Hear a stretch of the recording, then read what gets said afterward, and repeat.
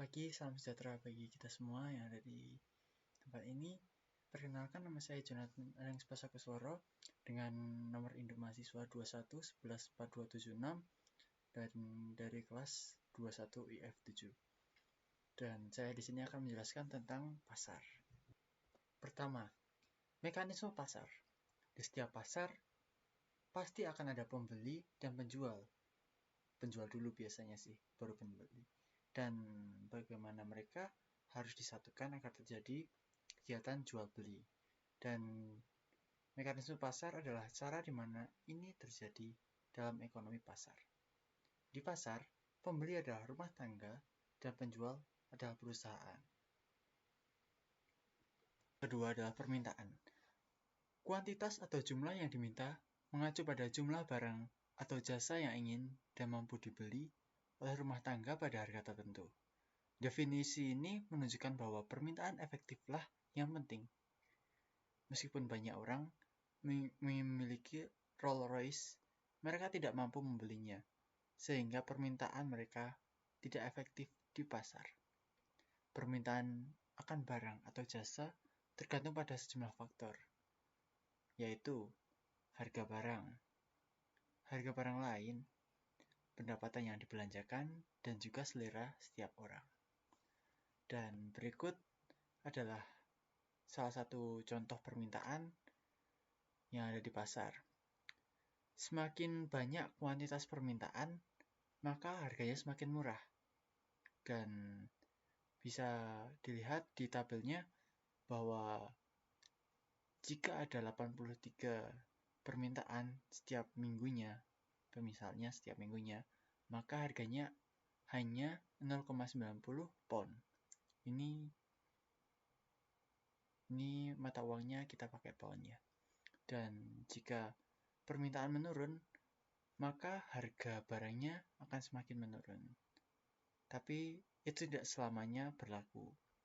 Jika contohnya ini, masih di permintaan, pendapatan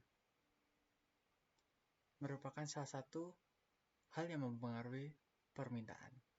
Perubahan pendapatan jelas akan mempengaruhi permintaan. Jika ekonomi bergerak ke dalam resesi, maka penjualan retail dan pasar perumahan mungkin menderita. Ketika pendapatan meningkat setelah ekonomi pulih, maka sektor-sektor seperti itu akan meningkat lagi. Pendapatan yang lebih tinggi akan menyebabkan peningkatan konsumsi sebagian besar barang. Masih di permintaan. Selera. Selera ini sangat berkaitan dengan permintaan sih. Karena selera ini mencakup sikap dan preferensi konsumen dan akan dipengaruhi oleh hal-hal seperti mode dan iklan oleh produsen atau pemerintah. Jika kita contohkan mungkin, jika pemerintah membuat iklan tentang rokok ya, rokok kan sedang jadi permasalahan besar untuk saat ini. Jika pemerintah mengiklankan rokok, itu sangat buruk bagi penggunanya. Nah, dan selera orang mungkin perlahan akan berubah. Jadi tidak suka merokok, kita nggak ngerokok dulu gitu. Ya, itu akan membuat permintaan pada produksi rokok menurun. Jadi harganya akan semakin besar.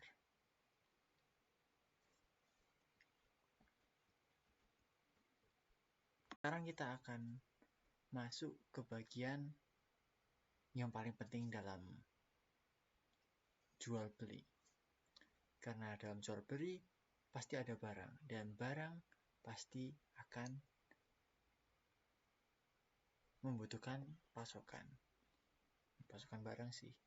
Di pasar, barang dan jasa perusahaanlah yang menjadi pemasoknya. Kuantitas yang ditawarkan didefinisikan sebagai yang ingin dan mampu ditawarkan dengan harga tertentu. Kuantitas yang ditawarkan ke pasar tergantung pada beberapa faktor. Yang paling penting adalah harga barang lain, harga sumber daya yang digunakan untuk produksi, teknologi yang digunakan, harapan dan jumlah pemasok. Dari pasukan tadi, kita akan mulai dengan penentuan harga. Karena faktor yang pertama dalam pasukan adalah harga barang. Semua faktor selain harga akan ditetapkan konstan dan berhubungan antara kuantitas yang ditawarkan dan harga yang dipertimbangkan terlebih dahulu. Ini karena jika biaya konstan seperti yang kita asumsikan, maka harga yang lebih tinggi pasti menguntungkan bagi perusahaan. Dapat kita lihat di tabel berikut. Nah, jika permintaan bertambah secara konstan dan jika harga dinaikkan sedikit demi sedikit, mungkin ada sedikit orang yang akan komplain. Tapi oleh karena permintaan yang terus meningkat, jika harga ditingkatkan sedikit demi sedikit, maka tidak akan ada komplain yang berlebihan. Dan faktor selanjutnya adalah teknologi. Teknologi adalah pengembangan teknis dari semua aspek produksi yang telah menyebabkan peningkatan besar dalam output pekerja. Karena jika teknologinya bagus, maka produksi akan semakin efisien. Dan dalam kebanyakan kasus, itu juga menyebabkan substitusi satu faktor produksi untuk yang lain. Bahkan produk seperti bir tradisional Inggris telah mendapat manfaat dari perbaikan teknis yang signifikan dalam produksi. Faktor selanjutnya adalah harapan. Harapan yang tadi dimaksud adalah harapan bisnis. Harapan yang baik di masa depan akan mendorong perusahaan untuk berinvestasi di pabrik dan mesin baru. Ya, seperti di faktor sebelumnya, teknologi gitu kan, yang akan meningkatkan potensi produksi mereka. Jika bisnis melakukannya menjadi semakin percaya diri atau mungkin lebih cenderung mengambil risiko, maka ini akan menggeser kurva penawaran ke kanan. Kebalikannya akan menggesernya ke kiri, turun.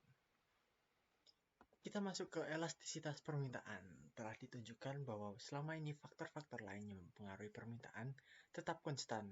Penurunan harga akan diharapkan meningkatkan kuantitas yang diminta oleh konsumen. Namun, itu tidak mengatakan apapun tentang sejauh mana penjualan dapat meningkat. Dengan cara yang sama, responsivitas kuantitas yang diminta terhadap faktor-faktor lain seperti pendapatan atau harga lainnya juga dapat diukur. Berikut cara mengukurnya. Elastisitas harga permintaan.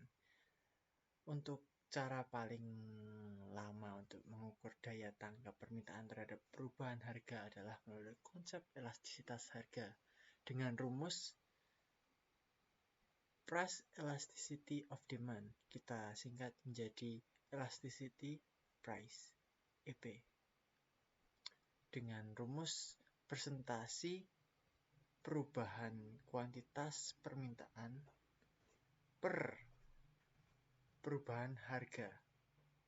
Kita jadikan EP sama dengan persen perubahan kuantitas permintaan per presentasi perubahan harga. Arti penting dari rumus ini terletak pada apakah nilai elastisitas harga lebih besar atau lebih kecil dari yang pertama. Permintaan tersebut sebagai relatif elastis atau responsif terhadap perubahan harga. Permintaan sekarang disebut relatif tidak elastis dan permintaan tidak terlalu responsif terhadap perubahan harga. Kita lanjut. Elastisitas pendapatan dari permintaan. Ini merupakan ukuran responsivitas kuantitas yang diminta terhadap perubahan pendapatan. Ini bisa negatif dalam kasus barang inferior, di mana peningkatan pendapatan menyebabkan penurunan permintaan barang, atau positif dalam kasus barang normal, di mana peningkatan pendapatan menyebabkan peningkatan permintaan. Ada juga perbedaan antara kemewahan dan kebutuhan. Ini untuk kasus barang inferior, misal ini ya, aku punya pendapatan besar dan itu malas aja gitu. Kemewahan itu jadi hal yang lumrah. Jika pendapatan aku naik, ini bisa negatif dalam kasus inferior karena jika pendapatan saya meningkat, maka permintaan barang akan menurun karena banyak orang juga sama gajinya meningkat. Jadi permintaan barang, pengen Lamborghini, pengen apa gitu tuh nggak menarik lagi. Jadi itu menjadi hal negatif gitu. Sedangkan di kasus barang normal, misalnya mungkin barang-barang seperti makanan gitu. Jika peningkatan pendapatan bisa saja membuat saya pengen makan ini itu dan barang-barang lain seperti misalnya komponen PC. Nah, komponen PC kan harganya tidak terlalu inferior gitu kan. Itu barang normal. Jadi saya lebih tertarik untuk beli barang normal daripada barang yang harganya mahal seperti tadi. Lamborghini, mobil yang mewah-mewah, atau mungkin barang kecil atau permata yang harganya besar. Nah, jika saya membeli komponen PC dan teman-teman saya juga berpikiran yang sama, mungkin permintaan akan bertambah. Oleh karena itu, perbedaan antara kemewahan dan kebutuhan itu sangat jauh bedanya. Lanjut ke penentu elastisitas. Ada beberapa faktor yang menentukan seberapa responsif kuantitas yang diminta terhadap perubahan harga. Pertama, sifat barang dan cara pandang konsumen. Barang seperti rokok akan memiliki permintaan inelastis karena merupakan pembentuk kebiasaan. Rokok kan candu kan ya. Jadi setiap merokok gitu jadi kebiasaan. Jadi permintaannya tuh terus bertambah gitu.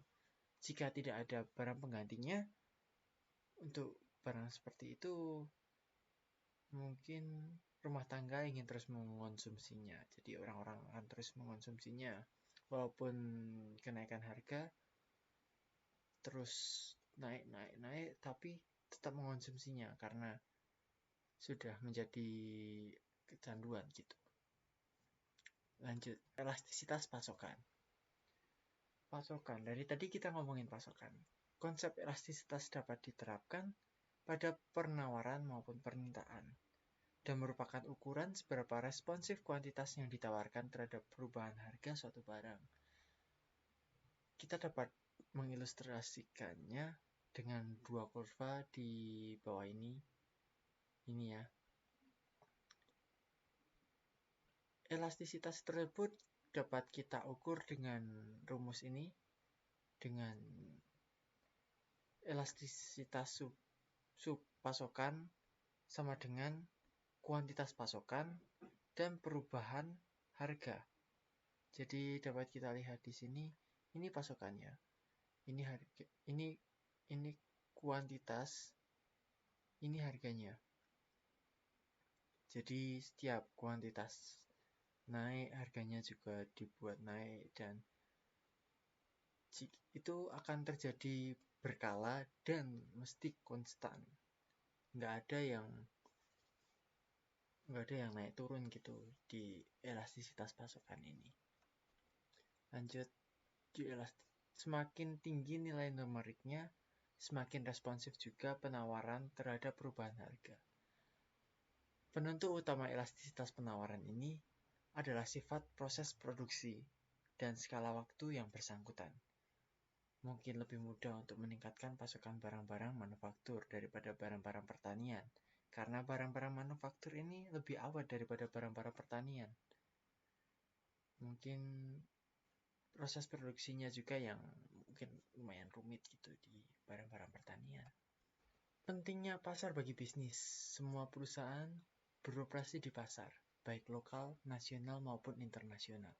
Meskipun perusahaan mungkin dapat mempengaruhi kondisi pasar yang dihadapinya, mereka membutuhkan pengetahuan tentang pasar mereka sendiri dan bagaimana pasar cocok bersama dalam ekonomi pasar. Perusahaan sering memiliki berbagai produk dan mereka perlu menyadari kondisi yang berbeda di masing-masing pasar mereka. Mereka membutuhkan pengetahuan tentang bentuk dan posisi kurva permintaan yang mereka hadapi, termasuk pengetahuan tentang beberapa aspek berikut.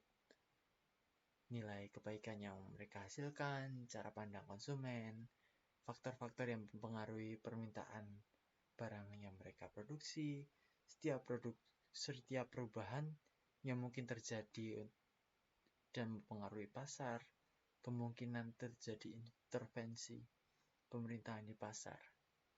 Dan hanya melalui informasi ini, perusahaan dapat berharap untuk mempertahankan pasar, memperluas pasar yang ada, dan pindah ke pasar yang baru. Ukuran elastisitas pendapatan membantu perusahaan dalam meramalkan pengaruh perubahan pendapatan terhadap permintaan produksinya. Misalnya, barang-barang dengan elastisitas pendapatan rendah dapat dipasarkan sebagai ekonomis, sehingga diharapkan dapat meningkatkan mangsa pasar. Jika perusahaan ingin sukses di pasar yang ada dan memperluas ke pasar yang baru, serta pengetahuan rinci tentang kondisi permintaan, ia juga perlu mengetahui tentang kurva penawaran dan juga proses produksinya sendiri, serta kurva penawaran perusahaan lain. Sekian dari saya, terima kasih telah memperhatikan dan sampai jumpa.